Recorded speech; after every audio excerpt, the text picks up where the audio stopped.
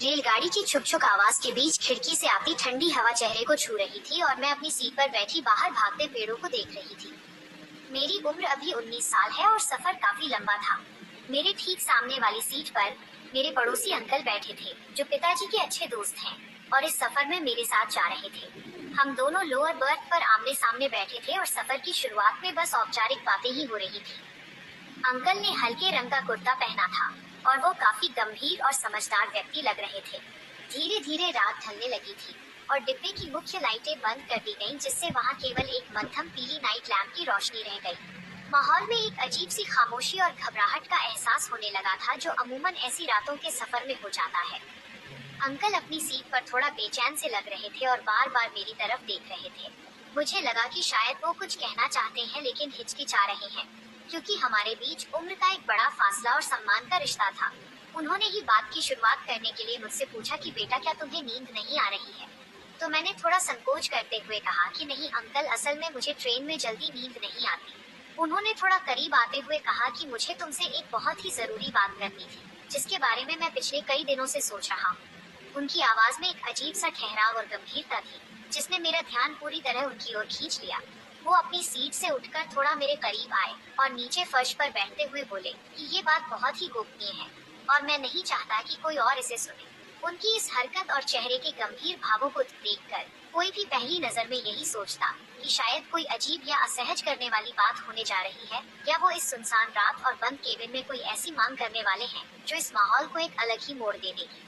वो धीरे से मेरी सीट के पास आकर बैठ गए, जिससे एक पल के लिए मेरी सांसें थम सी गई। ऐसा लग रहा था कि अब वो कुछ ऐसा कहने वाले हैं जो शायद मुझे असहज कर दे और देखने वाले को लगता कि अब आगे कुछ अजीब होने वाला है। लेकिन तभी उन्होंने अपने कुर्ते की जेब से एक मुड़ा हुआ कागज निकाला और फुसफुसाकर बोले कि असल में ये शिव शंभू की महायोजना की पहली कड़ी है। मैं चौंक गई, क्योंकि मुझे लगा था कि वो कोई व्यक्तिगत या पारिवारिक बात करेंगे, पर उन्होंने तो पूरा पासा ही पलट दिया।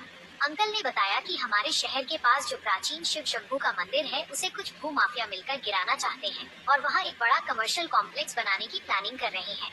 उन्होंने कहा कि मैंने इस पूरी साजिश का पर्दाफाश करने के लिए एक गुप्त योजना बनाई है, जिसका नाम मैंने शिव शंभू की प्लानिंग रखा है। अंकल ने मुझे उस कागज पर बने नक्शे को दिखाते हुए कहा कि देखिए, इस ट्रेन के अगले स्टेशन पर रुकते ही हमें उस मुख्य एजेंट से मिलना है जो इस योजना का हिस्सा है, लेकिन वो हमें पहचानता नहीं है। मुझे उनकी बातों में एक अजीब सा रोमांच महसूस होने लगा और जो माहौल पहले किसी और दिशा में जाता हुआ दिख रहा था, वो अचानक एक बड़े मिशन में तब्दील हो गया। अंकल ने मुझसे कहा कि इस प्लानिंग को पूरा करने के लिए मुझे तुम्हारी मदद की जरूरत होगी, क्योंकि एक युवा लड़की के साथ होने पर किसी को शक नहीं होगा कि हम कोई जासूसी कर रहे हैं।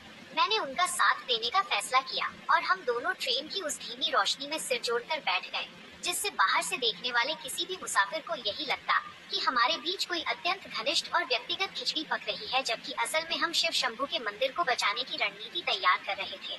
ट्रेन तेजी से पटरियों पर दौड़ रही थी और रात के करीब 2 बज चुके थे जब गाड़ी एक छोटे और सुनसान स्टेशन पर आकर रुकी। अंकल ने इशारा किया कि यही वो जगह है जहाँ हमें सतर्क रहना है। वो उठकर दरवाजे की तरफ जाने लगे और उन्होंने मुझे भी अपने पीछे आने को कहा।